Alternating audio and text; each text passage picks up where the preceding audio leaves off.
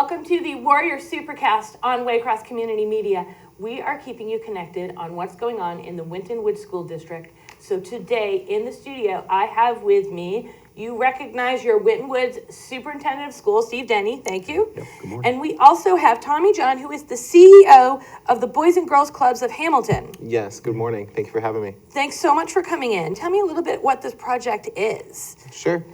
Thanks again for having me. And so I have the honor of being the CEO of Boys and Girls Clubs of Hamilton. Boys and Girls Clubs of Hamilton is an affiliate member and chartered local nonprofit of the Boys and Girls Clubs of America's initiative, which is part of over 5,000 locations around the world and on military bases and all throughout our country.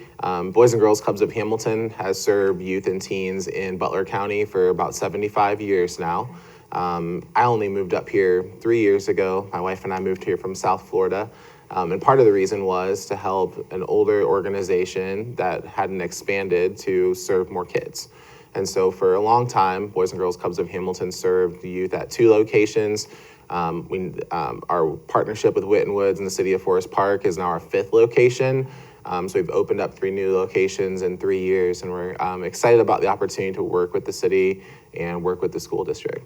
Steve, tell me about what inspired this connection, this partnership, and how that started. Yeah, thanks, Dana. And again, appreciate the opportunity to be here and have this conversation. So we're super excited about this entire endeavor. Part of where this started, and I guess starting with the why, there's a body of research that shows that this is a particular vulnerable time of day and a particularly vulnerable age group. So this is a group that we see a lot of different opportunity for. And so the vision here was, how do we add value to the kids, the families, the community, using existing space? This is space that's already there, like you had alluded to. And how do we maximize that and create more opportunities for kids? And so we really were looking at the middle school age group, because the middle school gets out at 2:30, 2:20. And so that 3 o'clock to 5:30, 6 o'clock, the gap between when parents are getting back home and kids are out of school at that age, that 12 to 14 age group, is really an opportunity for us to kind of lean in, provide additional supports, things to enrich kids, support kids, give them other opportunities, and just great things to do.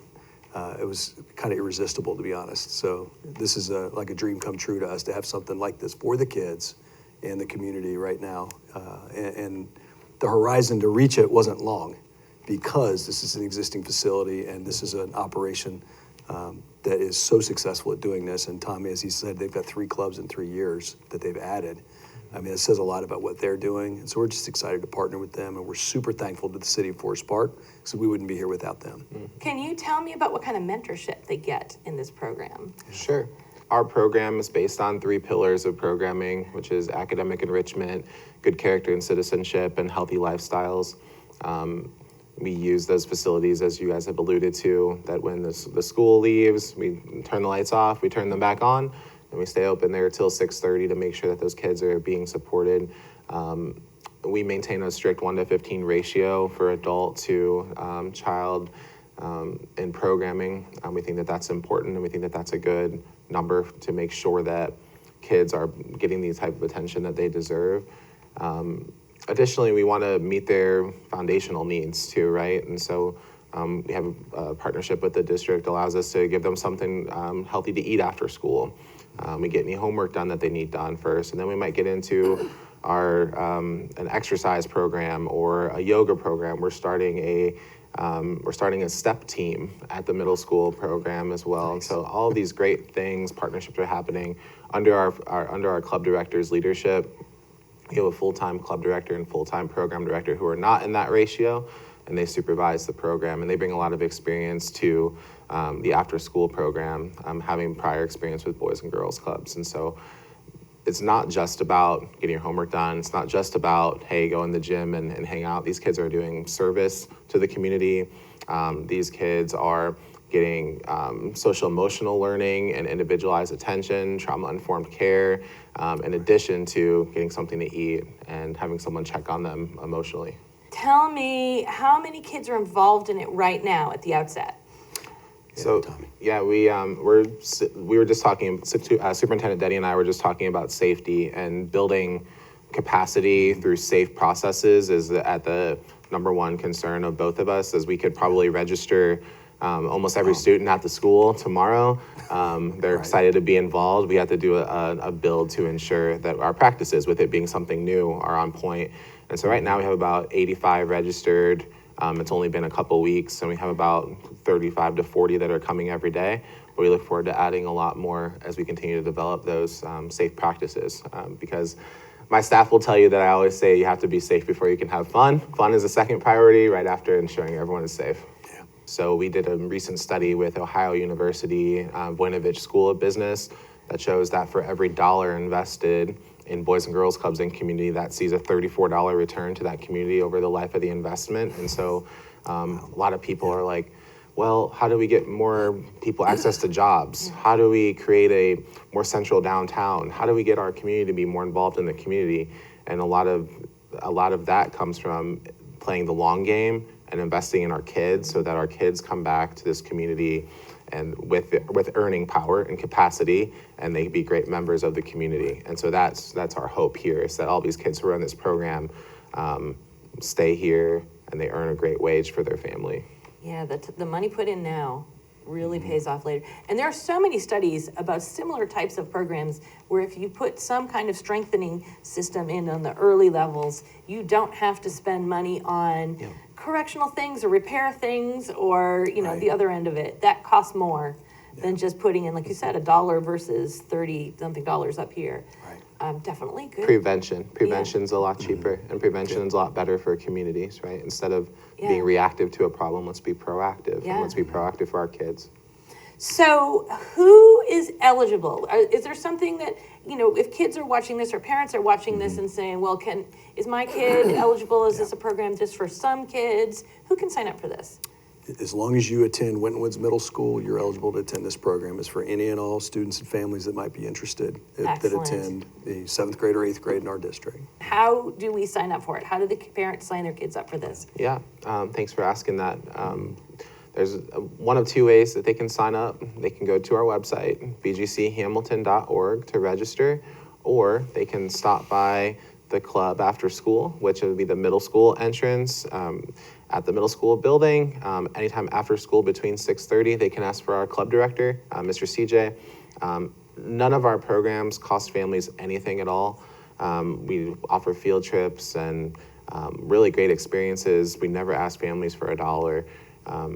So once they sign up, the next step would look like they go through a parent orientation, because while they don't pay for this service, we do ask that parents get involved and caregivers get involved with their time.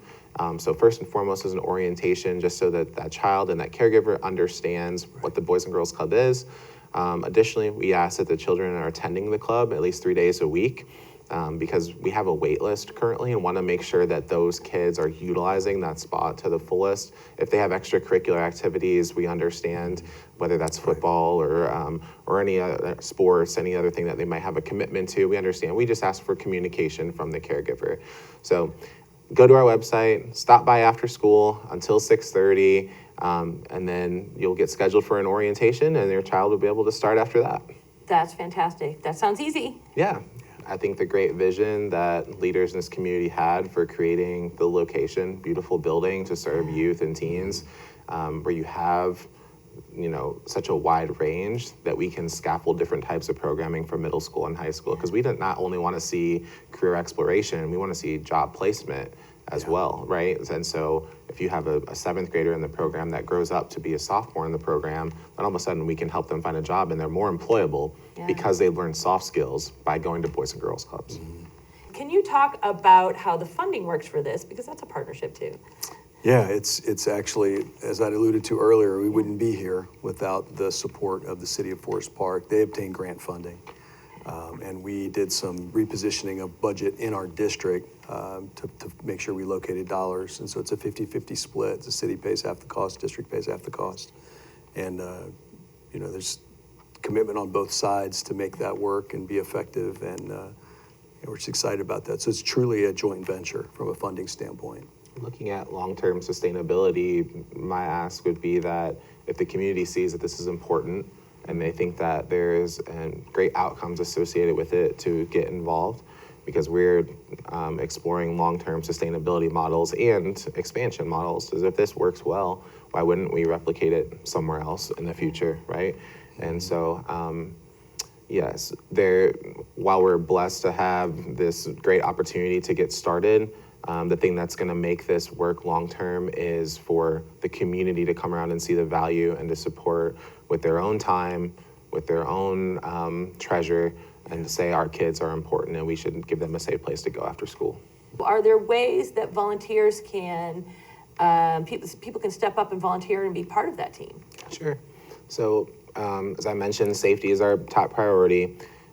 Any volunteer that would come in would be level 2 background screened, as well as complete some safety trainings online.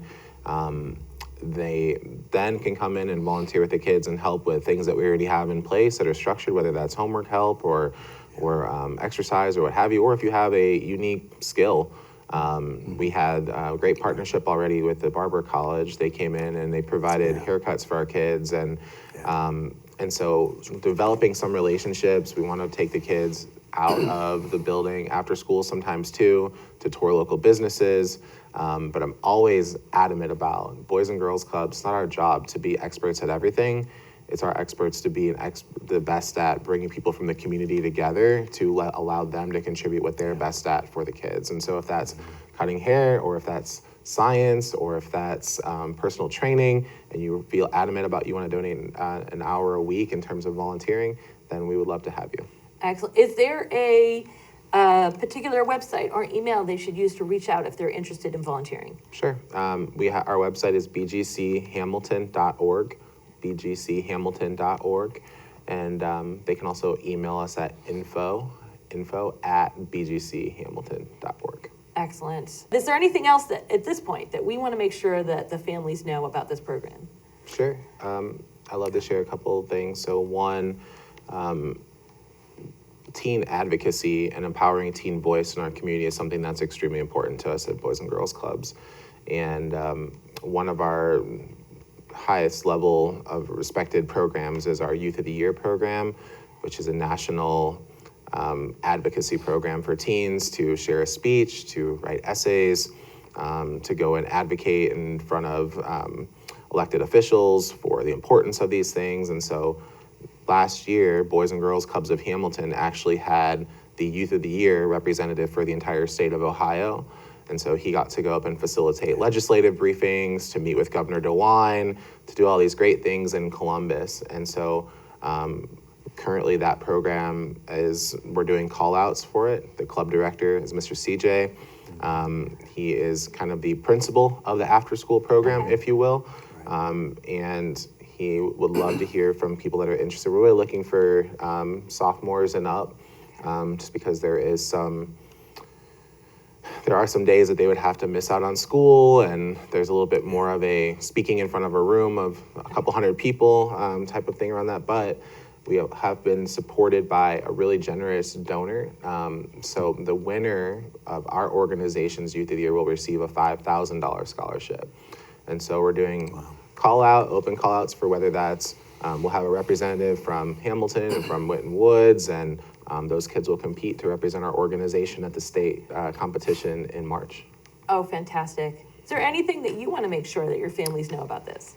Yeah, and one of the things, thanks, Dana, one of the things Tommy touched on, I think it's really important to highlight, is the idea of creating a safe space where students feel heard, they feel listened to, they feel valued, and that goes a long way. But also you want to develop this sense of agency. That's a big part of who we are as a school district with project-based learning. I think we've talked about that before, this idea of agency and students having voice and choice. So you see something like this where he's alluding to, you could actually represent, in effect, the state, the organization for the entire state. That's about the highest level you can attain. And so it's exciting to see things like that, and it's supporting scholarships. We're really proud our senior class last year pulled down almost $30 million in scholarship offers. It's the highest we've seen. So we'd love to build on that momentum. This is another opportunity for kids to get real life context and exposure and experience while still, earning money toward their next chapter. And that's exciting too. So yeah, there's just so much synergy around what can happen with this, and it really does dovetail nicely with our approach to education and how we're trying to re-envision teaching and learning and experiences for kids. So it's just a great partnership. We're really excited about it, and again, grateful to the city for them stepping up to be a part of this and be involved. And yeah, so it's just something we're really, really proud of and would love to see continue to grow. Thank you again. I also want to thank you for watching, because that means you want to make sure you know what's going on in your local Winton Woods School District, and we'll see you next time. Whoa!